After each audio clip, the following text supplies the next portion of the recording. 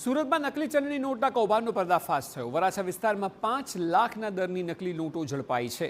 એસઓજીએ 500ના દરની નોટ સહિત 2ની ધરપકડ કરી। નકલી નોટ ક્યાંથી લાવ્યા તે દિશામાં તપાસ શરૂ કરાઈ છે।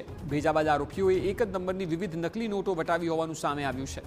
પોલીસ પૂછપરછ દરમિયાન આરોપીઓએ ગત 1 વર્ષ દરમિયાન ₹25 લાખની નોટો વટાવી હોવાનો ખુલાસો પણ થયો છે। આરોપીઓ ભીડવાળી જગ્યાઓ જેવી કે શાકભાજીની લારીઓ, પાનના ગલ્લા પર આ નોટો વટાવતા હતા। ત્યારે પોલીસે સમગ્ર મામલે 2 આરોપીની ધરપકડ કરીને આરોપીઓ નકલી નોટ ક્યાંથી લાવ્યા તે દિશામાં તપાસ હાથ ધરી છે। રાજુ વાઘમસિંહ કરીને જે એનો બીજો પાર્ટનર છે એની પાસેથી આ નોટો જે લાવતો હતો, આ નોટો હાઈ ક્વોલિટી પ્રિન્ટિંગવાળી નકલી નોટો છે ને એક જ સિરીઝ નંબરવાળી છે। એટલે ઝેરોક્સ કરી અને આ લોકો બજારમાં જે ભીડભાડવાળી જગ્યાઓ હોય ત્યાં પાનના ગલ્લા ઉપર જે શાકભાજીની લારીઓ હોય અને જે ખાણીપીણીની દુકાનો અથવા લારીઓમાં ખૂબ ભીડ રહેતી હોય ત્યાં લોકો સર્ક્યુલેટ કરતા હતા। મોટેભાગે વરાછા, સરથાણા, કાપોદ્રા એરિયામાં આ નોટો સર્ક્યુલેટ કરવાનું કામ કરતા હતા।